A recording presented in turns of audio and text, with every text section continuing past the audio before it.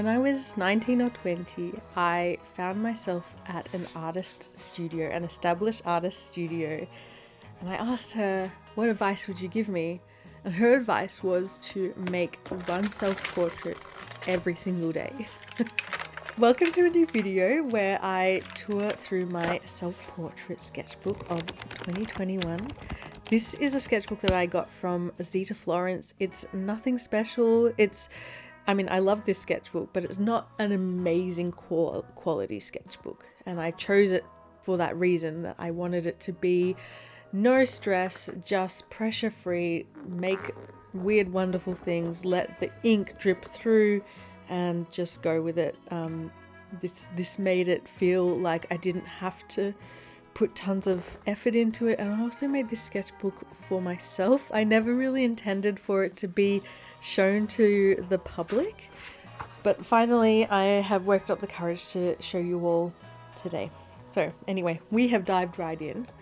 There's a few pages of trees, which at the beginning of this sketchbook I didn't know that I was going to turn this into a self-portrait sketchbook, so that's why they're there. They exist. They're cute. So pedaling back, hello, my name is Sophie. I am an artist. I live in Melbourne and it's lovely to have you here. If you're new, welcome, welcome, welcome. And if you're a regular viewer, it's so lovely to see you again. So this is my self-portrait journey. So back when I was 19 or 20, I submitted some artwork into a little exhibition, a group exhibition. It was a portrait exhibition. And I don't know why or how I found out about this, I cannot remember. But anyway, on opening night, I found myself talking to this established artist, which for me at the time was a huge deal, meeting an established artist. I remember writing in my journal, oh my god, I met an established artist today. How amazing is that? When I was 19 or 20, I was extremely young, if you know what I mean. I was afraid of everything. I was afraid of everyone. I didn't know how to talk to people. I didn't know what to talk about. I didn't know how to be social. But anyway, this artist sort of came up and spoke to me, and she was really lovely, and she invited me to go to her studio to have a look, get inspired. So I went about a week later and her studio was magical, and I still think about it now. I just ran around and I was looking at everything, and the smile on my face was probably so cringe. And she showed me all her work and talked about how she was an artist and that it was possible to do, and it was very, very inspiring. And I guess the only thing that I could think to ask was, what advice can you give to someone like me, or to a fledgling artist? And her advice was to make a self-portrait every single day. Which at the time I struggled really, really heavily with liking myself physically, like even looking at myself in the mirror. And I was like, there's no way I'm going to be doing a self-portrait, because that requires me to look at myself for an extended period of time. But fast forward many years later, this advice has been in my head for a good almost 15 years, I would say. Poking its head out, being like, I think it's time to do some self-portraits. So in 2021, I decided that I felt comfortable enough in my skills and in my exploration of who I was, who I am, that it was ready to start this challenge of making a self-portrait every day, or as often as I could. You will see that I started off really strong. I did a lot of self-portraits every single day. And then it petered off a little bit to a couple a week, and then it was a couple a month. But I kept it up pretty solidly for the year of 2021. And I did struggle. I had days where I really was not feeling good about myself or not really in the mood to draw or anything like that. And you can kind of see that in some of the portraits here, but I pushed on. I pushed on and wanted to just really give this challenge a really good go. And I think it helped that I wasn't showing the world my portraits. At the time, I was taking some photos of the ones that I enjoyed or that I liked or that I thought were successful and putting them on Twitter, but not in a big way. Not making a big point of it, and definitely not really putting it on Instagram. Just because, like I said before, I wanted to make this a personal journey, and I wanted to figure out, one, what do I even look like? Sometimes I look at myself and I'm like, I'm just a mask with a wig on. And two, to convey myself more than what I look like in my portraits. What was I feeling? What was I doing? What am I experiencing? A lot of these portraits are very memory based for me. They hold a lot of memories. It's like journaling. I'm surprised how much like journaling it actually was. And some of them I've forgotten what I was going through or feeling at the time, but a lot of the times I look back at these portraits and I'm like, oh, that was the time this happened or that happened, and I can really feel it in the portraits, which is really quite amazing that just a few little scribbles, very carefully arranged scribbles on a page that make up my face, an image of my face, can bring back certain feelings and memories and emotions in me.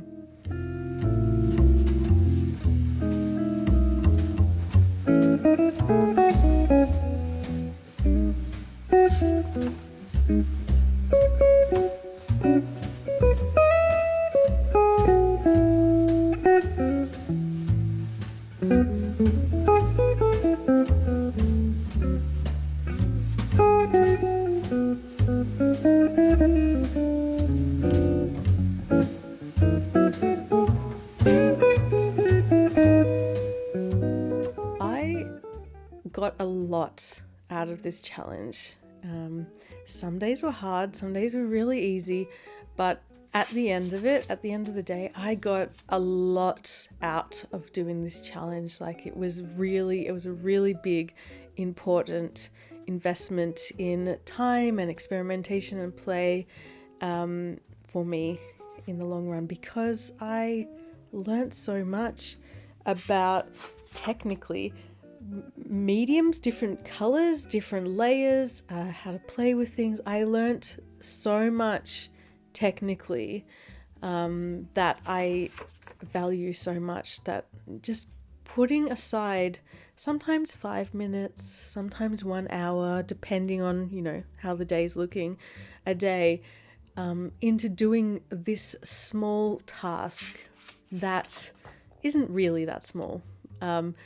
Putting this time for play and experimentation and inwards thinking, inwards feeling every single day was very cool.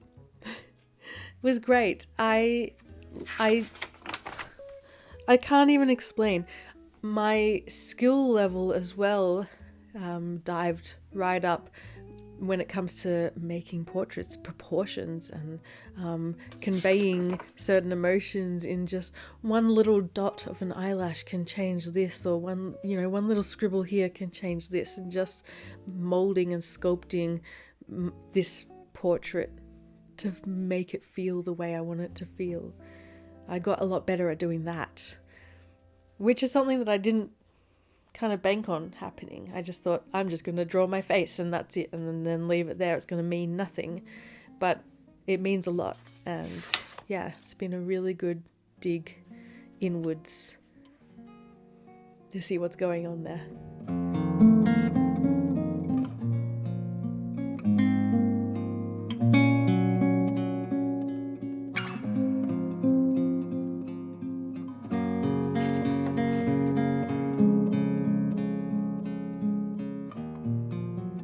A a lot of the color palettes and color choices are strange, and that's mainly because I used leftover paint from other paintings or whatever was on my desk, or sometimes I would just blindly go into my paint drawer and grab a couple of colors and I would go with those.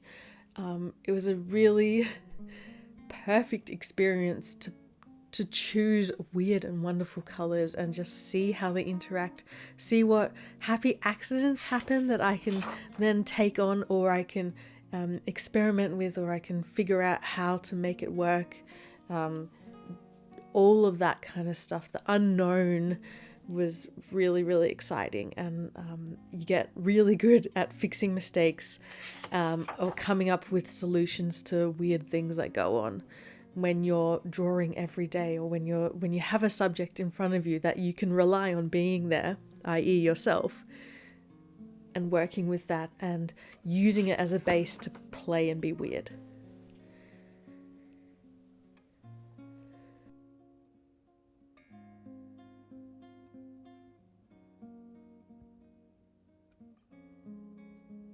I did notice, though, looking back at this sketchbook, I did notice that I managed to pose myself or slightly edit out my double chin, which I have. She exists. She's okay. She lives here now. But I feel a little bit sad that a lot of the portraits in this sketchbook I did manage to edit out or add shadow or whatever I could to hide the double chin. Yeah, so that's interesting to look back at, because I knew she existed back then.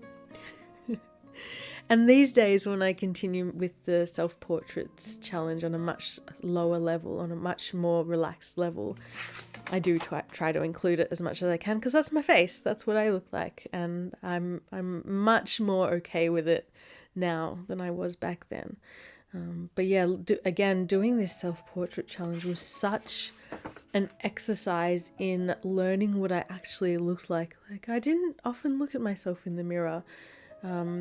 So yeah, really a big exploration on what actually my features are, what I look like. I don't wear makeup. I don't look at myself in the mirror because I'm not putting makeup on or anything like that.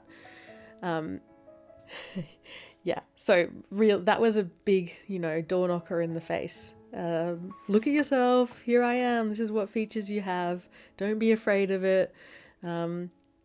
It's you, and that's great. Sometimes if I did a self-portrait that I really didn't like the look of, it would make me feel yucky. And then whenever I did a self-portrait that I loved, it made me feel really good. So that's an interesting thought as well. Why is that?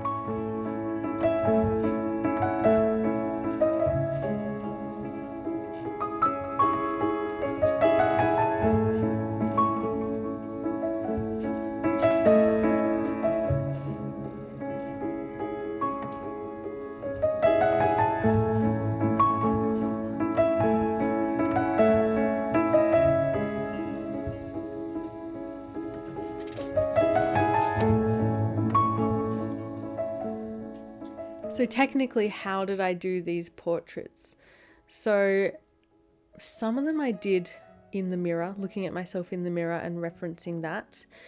Those ones I feel like you can tell which ones are mirror selfies, because they look very front on, very forward facing and quite stern looking, because I'm sitting there concentrating, drawing. And most of them, all the rest of them, are done by taking a selfie, and I would take a selfie then and there as I'm sitting down to draw, and would draw from that. So it is kind of like looking at myself in the mirror, except it's a still image and I could pose it in an interesting way. And I also liked every so often playing with different ways to pose myself. I would drape plants on my hair, I would include my hand. This was before the time I wore glasses full time as well, so I didn't have glasses as an accessory at the time, so a lot of the time I enjoyed using my hair as an interesting textural addition to the painting. Sometimes I barely put any detail into the hair, but I feel like it became me when I started including the fringe and some of the curly wavy hair around the edges. And how these different poses and additions like leaves and flowers, how they would change the meaning and the feeling of each portrait. I felt really confident in my skills going into this because I have spent years learning proportions and developing those skills. When I was studying animation, I went and did life drawing 1 or 2 times a week for a solid 3 years. And I feel like from the beginning of that to the end of doing that in those 3 years, my skills just skyrocketed. So I recommend, if you are wanting to develop your portrait or anatomy, just any drawing skill at all, it helped me with my animation and my character building and all that kind of stuff, is to do life drawing. Try and do it regularly, and that will help you so much with developing skills as quickly as you can. And I felt like from the beginning of this sketchbook to the end of the sketchbook, my skills developed so much, which is something you don't see as much as an adult when you've been working as an artist for 15 years. Like, I missed that moment in time where you learn so much so quickly and you level up so often. It's very exciting. I missed that, and who doesn't miss that? So doing this challenge, doing this sketchbook challenge where I make a self-portrait every day almost, I had this feeling of like, I've learned something here. Yes, I'm going to take this on and add it to my library of goodies that I can pull out whenever I need.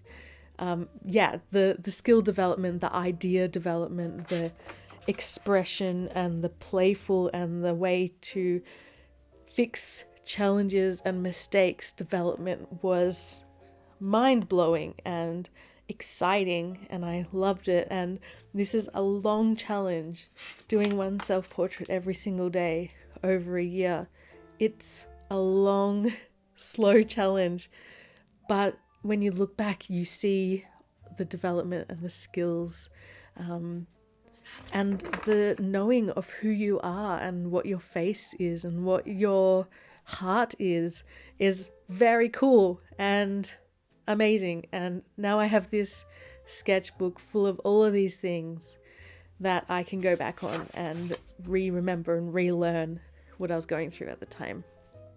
But yeah, there we go. There's my self-portrait sketchbook, and I hope you got something out of this, and I would love to challenge you with trying to do it yourself, even if it's just for a month. Self-portrait every single day. You will learn a lot, and just do it for yourself and have fun. Be weird. All right, tooroo. See you next time. Bye.